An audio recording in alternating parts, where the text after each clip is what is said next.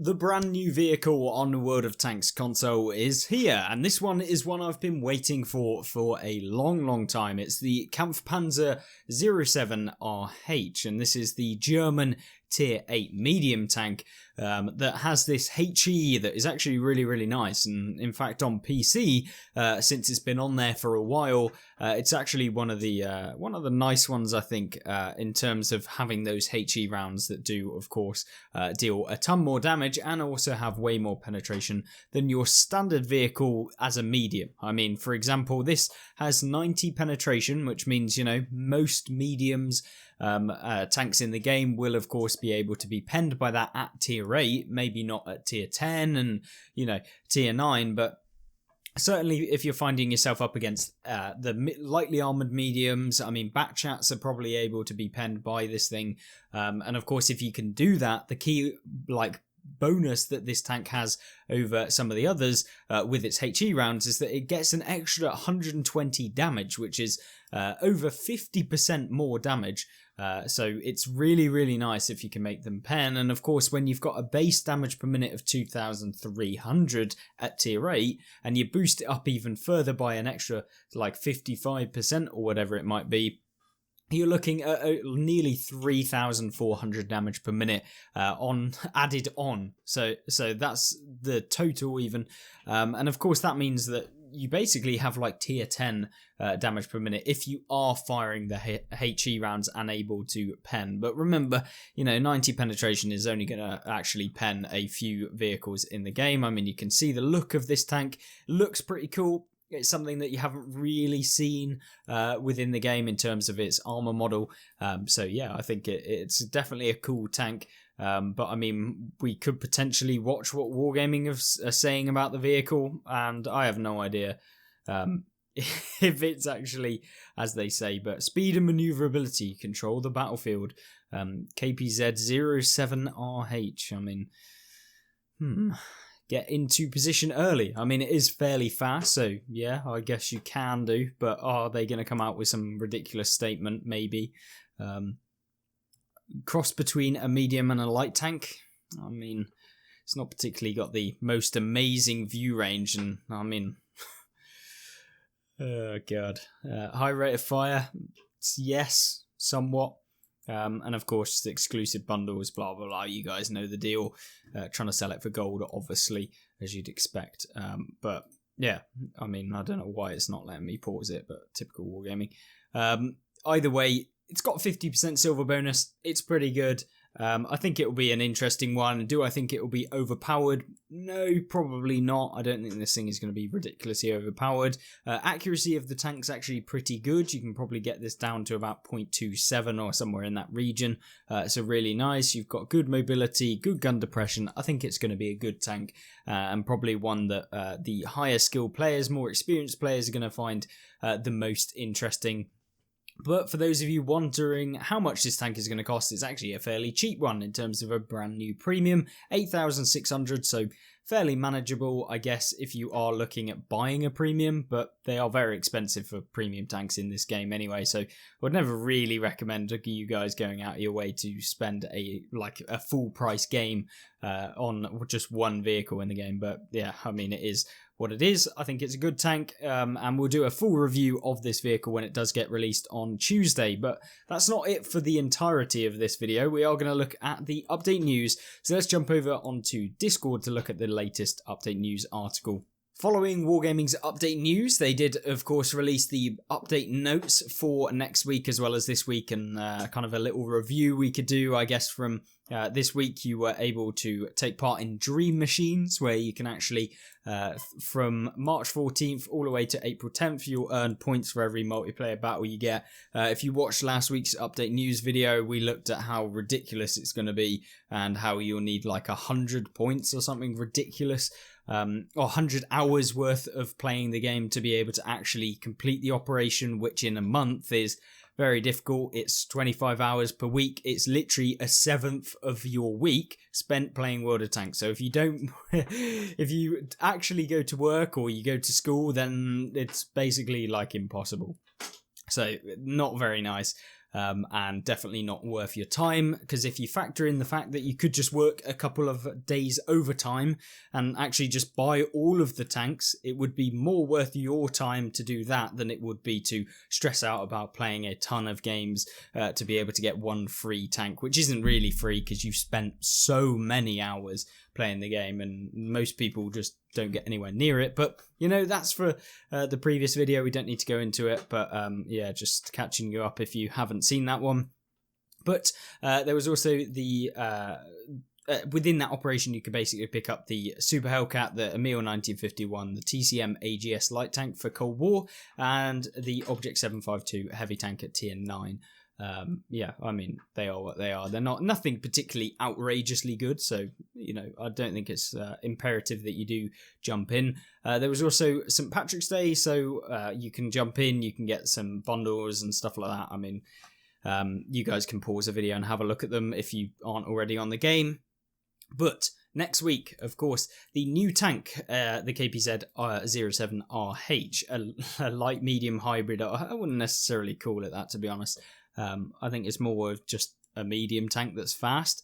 I'm not sure that it is a light tank, but either way, you guys know the drill, and I'm sure if you've seen it on World of Tanks PC through videos from people like Quickie Baby, or if you watch, I don't know, Iuxin or Kaizu or something like that, I'm sure you've seen the KPZ being played. But either way, the Show Me the Money chain, so available once per day. The challenge is chained op, so winning one battle, get ×3 silver, win 2 battles, get ×4, win 3 battles, get ×5, and the best part, you don't need consecutive wins to complete it, so it's you can basically get 5 times silver every single day for one game, and of course before that you can get 4 times, etc, etc.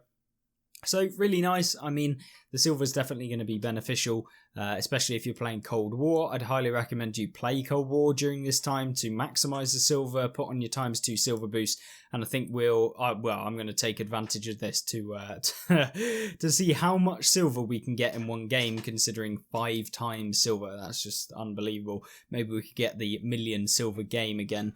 But yeah, and I mean, it's even better because you have to win the game, so as long as you're doing well within your winning game, you'll still get it. But yeah, really nice. And spring is coming, so there are spring sales, so you can get 50% off cosmetics, so excluding skins, so I mean, like nothing particularly interesting then.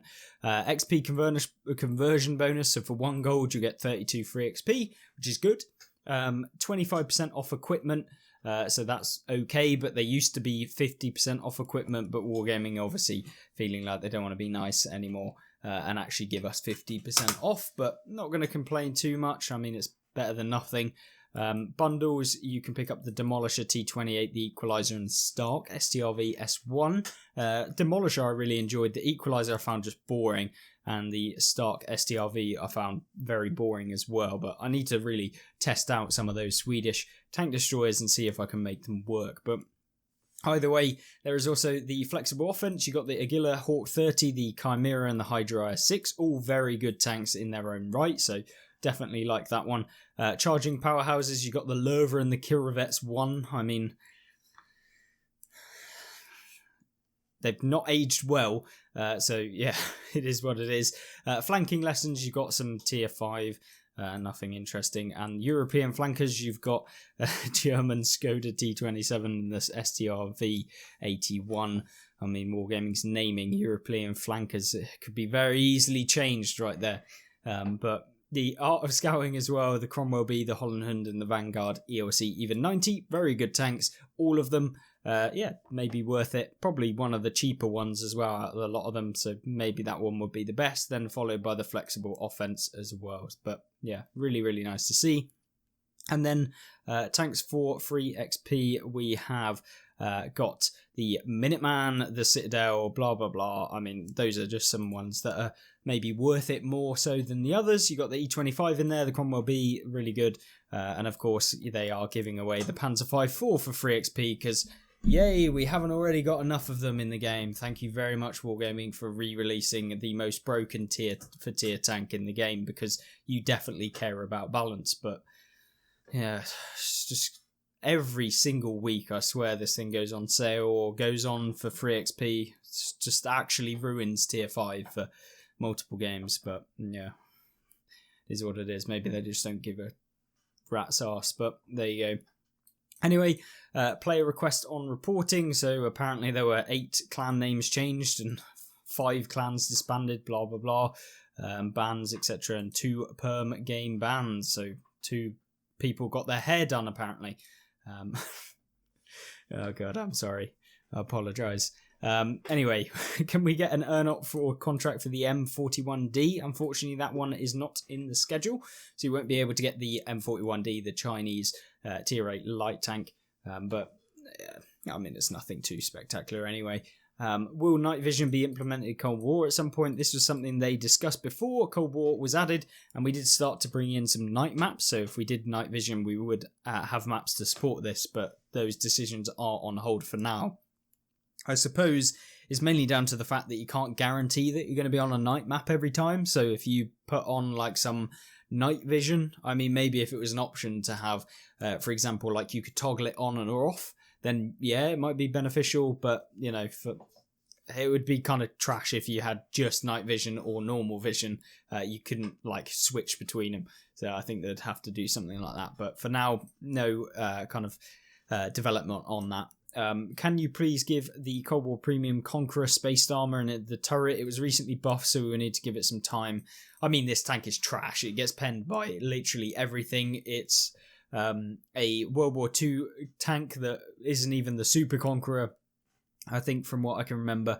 And it just gets pumped. It's a premium tank, so they're at least giving it some level of, I don't even know. It's just not very good, I don't think. Maybe Wargaming won't do anything about it anyway. Will 3D commanders get emotes that we can use in the MVP screen? No current plans, but if there's enough interest, I mean, I don't want the development time going on like emotes. I mean, it's not a Fortnite game. I mean, the majority of people are older than most games, so I don't think that they're going to be that bothered about getting an emote at the end of the game. So yeah, I think development time would be better off spent trying to make user interface just better, and of course bring back some of the stuff that we still haven't got yet, like some of the maps and, you know, all of the stuff that we had previously before they made this massive groundbreaking update called Update 6.0 2 years ago, and then we lost like 80% of the maps and we've only recovered about 30% back, so yeah, you guys know what it's like. But either way, can we get a 2D version of Hilda added to mythology cards? They can certainly pass this suggestion on, and they might see if it's something they want to add. Rank battles, we don't plan to bring the old format of rank battles back, but we are working on something else, but they're not ready to talk about it. Will skins go on sale soon? No upcoming sales planned at this time, so no. Can we get the Centurion AVRE in Cold War mode as a version was released in 1962? The issue is here is the 165mm gun that shoots only heat and HE rounds, and a lot of tanks are covered in era and composite armor, so it wouldn't be effective in this mode with the 165mm gun, because it should be put in the other mode because it's should be in Cold War era, but apparently they put it in World War II, where tanks were not designed to come up against the AVRE. And yeah, I mean, everyone's been very happy with how it's been going on World War II. I'm sure that everyone wants to see it in Cold War as well. You just know that it would be horrible anyway, even if it couldn't pen things from the front. It's like a double whammy. It's terrible in Cold War, but it's absolutely awful for 90% of people in World War II. Any hints for the next season? We don't want to unveil anything just yet, as there's more content still to come for this season. So, interesting. I don't know what it will be. Maybe a new tank line for once. Any plans for Cold War only keycards? It's something they have talked about, but no plans as of yet. Next map to return. Here's a hint. It's a summer themed map. So maybe it's the beach one. I can't remember the name of it. It's on PC right now. that'd be a kind of interesting one. You guys can theorycraft in the discussion down below or comment section anyway. So, I mean, let me know what you think it's going to be. There's tons of summer maps that we haven't got in the game. But yeah, it'd be interesting to have that one back. Any chance that the AMX-30B will get multi-gun support possibly in the future? I mean, yeah. Are there any plans to revamp crew skills in the near future? No, as we changed them quite recently, but we hear you. And if there are any changes, we will let you know. Yeah, I think it'd be good to actually get some of these crew skills actually back in the game.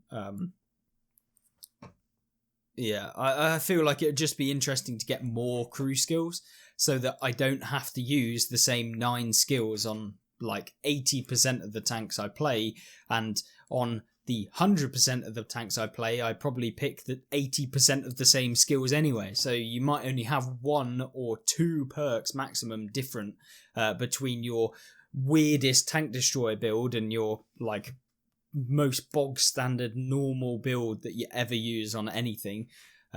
So yeah, I mean, I would love to see way more perks being introduced. Maybe if they like nerf some of the attributes and split them up so that you had to choose a bit more of a diverse range of perks. Yeah, I think that would be better, but I don't think Wargaming are going to do it. I mean, more crew skills would be awesome. I think there's so many routes you could go with to help this out. I mean, even if you had things like a random perk that was like HE rounds do 10% more damage or something, like, you know, something random. I mean, it might not be balanced. It's probably not the best example, but I mean, even if it was like a very novel thing, like most people won't pick it, but on certain tanks it might be actually kind of cool to have an extra 10% more HE rounds. Or maybe it'd be cool if you could, I don't know, go, instead of having like a speed boost equipment, you could have some form of speed, I don't know, buff in the crew skills, like greased engines or something. I don't know. You could call it whatever and just make it a little bit more interesting. And maybe it makes you go faster backwards by, I don't know, 7 kilometers an hour, or just a actual amount of kilometers an hour, or like a based, rather than it being a percentage for the boost to your engine. Because the problem that we have with the speed boost equipment is that it's a percentage base, and if you're in a Maus going up by 10% more, speed means that you only go up by like 2 kilometers an hour, which is not even worth it. So yeah, I think that it'd be better to change the equipment as well for the speed boost, so that it is like a flat amount, like an extra 7 kilometers an hour forward speed, and that means that whatever you're playing, it's maximum 7 kilometers an hour forward speed. Whether you're playing a light tank with 70 kilometers an hour base speed, and a T95, if it had 10 kilometers an hour, would go up to 17. I think that would be better, but whether they'll ever do that, probably not. Can we expect the AMX RC10 to come to Cold War? This is a wheeled vehicle, and we're still trying to deliver them in a better way into the Cold War environment. So unfortunately, we need to do this before we consider tanks. So yeah, I mean, as long as they're balanced, hopefully. But you never know. Japanese TDs, not currently on our release schedule, but they might come out. So, I mean, it'd be interesting to see those. And can the garage be updated with like people in the back or billboards saying what's coming next? That would be cool, and it's a really good suggestion. I think it'd be nice to make the garage a bit more interactive. And I certainly, like I always say, there should be more tutorials in stuff, and the garage would be a good place to be like, you could hover over an item in the garage and you should be able to get something. But yeah, I don't know. We'll see. We'll see what happens. But obviously, that's the update news. I am hyped about actually getting the Kampfpanzer 7 RH. I'm really looking forward to this, actually. So we'll see how it actually plays out, whether it's actually good. And of course, hopefully you did enjoy this news article. I'm very interested to see what your guys' thoughts are, and of course on the information that we've covered as well. But hopefully I'll join you in the next video. We should be going back to daily uploads. I've been a bit foot off the gas recently, just trying to relax because I've been feeling a little bit burnt out. And of course uploading PC videos as well, just taking a step back for a week or so. So yeah, you should be seeing more videos coming more frequently. So yeah, hopefully you'll enjoy that. But other than that, I hope you have a fantastic rest of the day. And of course, I will be streaming, or have streamed yesterday when you see this video. So thank you, and I'll see you in the next one. Goodbye.